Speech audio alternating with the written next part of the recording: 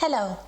A year has passed and the technical quality has improved, hopefully. So first of all, we've decided to add the illustrations directly to the videos. So last year's videos from the previous edition of this course have been re-uploaded with the illustrations introduced together with the text in the videos. You can still find the presentations on Moodle if you wish. Actually, the week 6 presentation for the history of art remained the same. It's also about the return to nature and the artistic expression of the concepts of return to nature in the 18th century, and it also has been re-uploaded with the illustrations. So if you want more on this subject, if you want to see more art connected with that, you can still watch it from the other course if you wish, but if not, you have the most important illustrations, and also something that is not part of the history of art course, that is examples from beyond the British Isles. So the French painters and also some other painters from the German-speaking countries, from Belgium, from France, as I said. So this is really a pan-European thing. Rousseau is popular and read throughout Western Europe. He visited England, so he was known there also personally, but even more so by his books. But generally, the idea of sentimentalism, the idea of return to nature, the idea of new motherhood, so the more hands-on, engaged mother, and especially the great campaign that Rousseau, you might say, initiated for the return to maternal breastfeeding. This is something that is visible in a lot of art from the 18th century from various countries, and you'll see it in a little moment. So just to sum up, the parent-child relations in the 18th century, especially in the second half of the 18th century, are much closer and warmer than they were before. We have the toys, dolls, educational games, lots of books published with children in mind, so special books written for children. Family portraits, as you could see already, are no longer stiffly posed. The children are often playing, the mothers are often engaged. The modes of address change, so you have dear mama, dear papa, rather than sir or madam, as was the fashion before. So we have what you might call a development of a more child-oriented society. It is of course gradual, and always compare it with the previous dominant modes of life rather than whatever happened later, because later there will be even more of that. And actually it's quite interesting to notice how Elizabeth Badinter ends her book on the history of maternal love.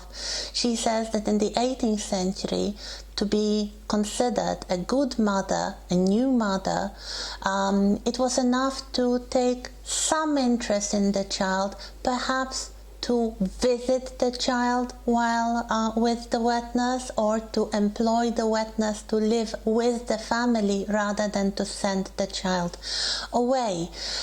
In the 19th century, of course, this will not be enough, and a good mother will have to do much of the actual childcare herself, and she will have to be personally engaged in feeding, cleaning, playing, comforting the child, and she ends that in the 20th century with the developments of psychology, with the work of Dr. Freud and whatever happened later.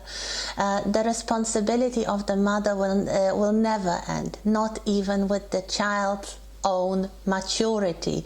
The mother will always be blamed for whatever, I don't know, psychological problems the child might have in adult life. So of course, if we compare it with early 18th century, and especially before Rousseau's Emile, this is a tremendous difference, and the weight of expectations is incomparable. But if we compare it to the earlier models of family life, the mid-18th century is definitely an improvement.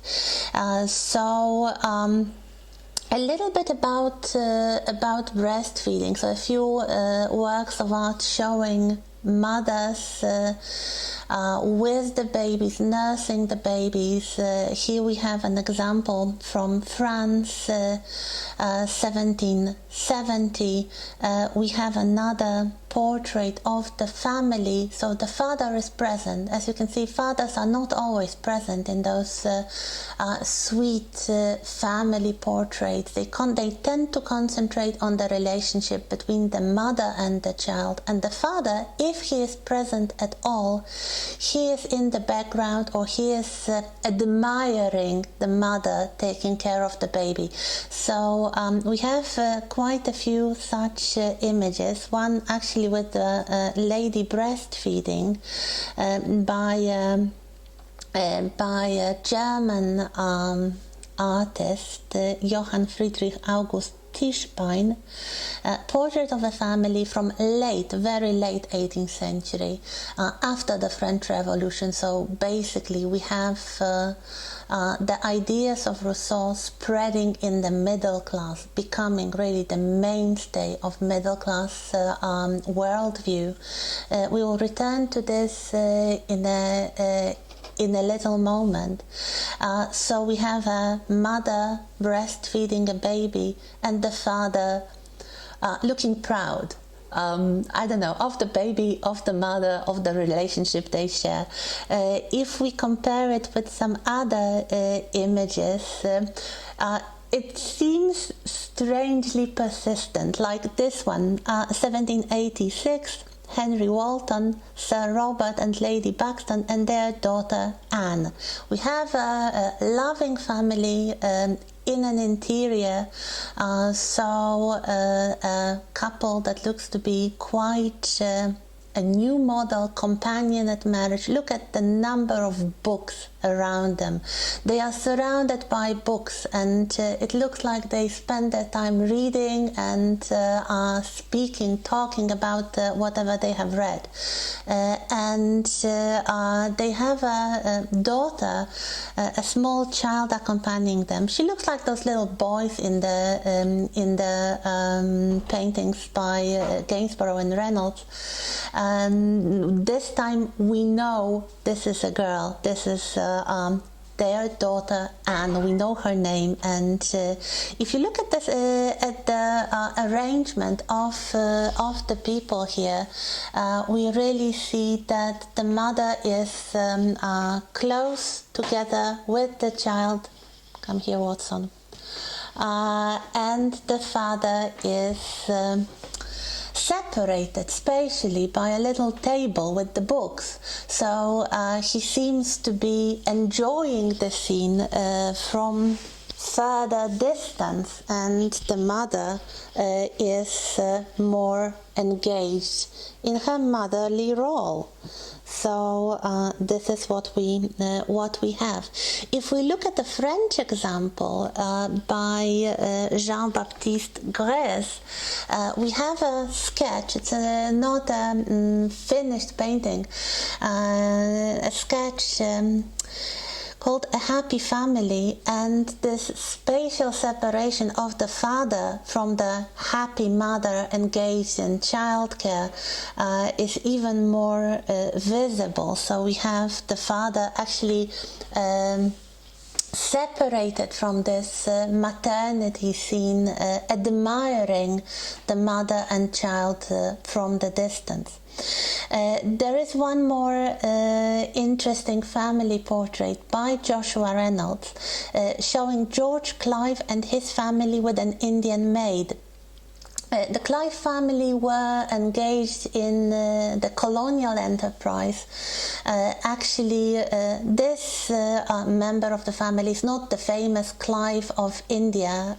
This was one of his relatives, but it looks like the entire family benefited from the colonial expansion to India, at least in such a way that they could employ an Indian servant. And here we have a very interesting family scene with Lady Clive posing with the baby. The baby is situated on the chair. They look quite tense, both the mother and the baby. The baby is standing. We do not really know whether it's a son or a daughter. It could be either. The mother and the baby are looking very intensely at the painter. The actual business of childcare is left to the maid. So the nursery maid is doing all the work, and the father, and in the case of the maid, the employer here, so the master of the household is actually Watson. Is actually separated from the entire scene by the back of the chair. So this is quite funny if you look at it. The man is paying for it all, and he's probably very proud, and he is the one who, Watson, who commissioned the painting in the first place. Watson. But he is at a very, very safe distance from this family scene, and even his wife, the lady of the house, is not feeling comfortable looking after the child. It's the servant who does the actual work. So this is perhaps the way it really looked, the family mania. This is relatively early, 1765, so probably before the ideas of Rousseau really took hold. And but if you look at some of the I would say ironic commentary or images with an element of humor to them, you can find people making fun of the family mania. So like this one from late 18th century by one of the most prolific political cartoonists, James Gilray. The title is The Fashionable Mama. And here we have a lady dressed up in a very fashionable dress, this kind of neoclassical dress, which looks a little bit Greek, with elevated waistline, and apparently it is designed in such a way that she can bear her breast easily to feed the baby. And we have the maid bringing the baby to this very fashionably dressed noblewoman to be breastfed. So that's what we have, the maid and the mother working together. Yes, perhaps that's the fashion. The fashion is to breastfeed yourself rather than to delegate this job to the nursemaid. Perhaps the funniest one, again, I only have this engraving version. This is by Grez again. 1765, so the same year as the Clive portrait. So perhaps the early stages of the family mania, when it still was a joke to some people. The title is The Beloved Mother, and if you look close, you will see a woman, a young woman, completely smothered under multiple small children that she has. So she is like covered entirely with the babies. She looks very happy and very pleased with herself. There is an older woman accompanying her, probably her mother, the grandmother of all these babies, and these babies are kind of smothering their mother. There are some dogs as well, and there is a man entering through the door, and the man looks pleased as punch. So this wonderful family scene with his wife, with probably, I don't know, an elder servant, or more likely the mother-in-law, and all those children. I cannot really count them, but there are at least 6 of them, perhaps even more, surrounding this woman, kind of clinging to this woman, and the man.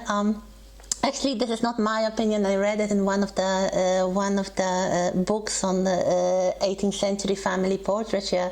The man looks like he's going to drop his trousers and produce some more babies on the spot. So this is definitely humorous. This is the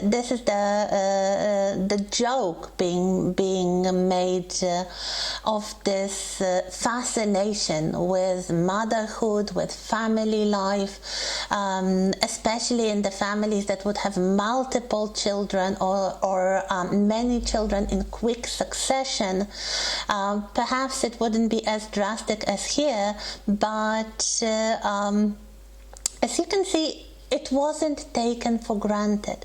And the last few images I would like to show you actually also come from France. They are by a woman called Marguerite Gérard, and they are from the very first years of the 19th century. So the period that you might call Regency in England. We will return to this period definitely. And I would like you to see two images. One is called The Wet Nurse, and the other one is called The Breastfeeding Mother. And in The Wet Nurse, I don't know which year this one is from, but judging by the clothes, around the same time as the other one, so 1803, 1801 perhaps, or the very first years of the 19th century. So in The Wet Nurse, we have the nurse, the servant, breastfeeding the baby, and the mother accompanying her, sitting together, bonding with the baby. So this might be perhaps in the tradition that was still quite popular of actually delegating the business of breastfeeding to paid servants. But even if the mother cannot breastfeed herself, she is present, she is active, and she is engaged. So perhaps she wishes she could breastfeed the baby herself. And in the other painting, we have the breastfeeding mother. So here we have the servant again, bringing the baby. The baby is using some sort of strange contraption, apparently. I think it's a boy, is learning to walk. So this is some sort of contraption made of fabric so that he doesn't fall and hurt himself. So the servant is bringing the baby to the mother, who is bearing her breast, and evidently she is going to breastfeed the baby herself. So this is no joke. This is all sweetness and almost this kind of holy motherhood that we will see time and time again in the 19th century, because by the 19th century, the ideas of Rousseau will permeate the society and become very widespread in the middle class. And why the middle class will keep them much, much longer than the upper class, who in vast majority will revert to employing wet nurses. The idea is that in the middle class, you were more careful with the money. You wouldn't employ additional servants unless you really needed to. And also, especially in the richer sections of the middle class, so middle class and upwards, maternity became one of the defining features of virtuous womanhood. So you couldn't really be treated as a virtuous, mature woman if you were not married, if you did not have children, and if you did not take active part in bringing up these children, including all forms of physical care, and among these things, the breastfeeding. So what is being actually advertised to the women 2 generations earlier in the mid-18th century, it is increasingly expected of their granddaughters in the early years of the 19th century, because for the middle class, for purely material reasons, we can talk about it later on, family life and the division of spheres and the focus on marriage, on motherhood, is really the defining characteristics of being a woman. So this is really the longest legacy, I would say, of Rousseau, not his popularity among the noble ladies of the 18th century, but the fact that maternity was so elevated in the later generations, in the 19th century, starting, as you can see, from the Regency period and really culminating in the Victorian period. So that's it, and next time we'll talk about the royal family in the 18th century and the Regency, and I will also put in some pictures. So thank you.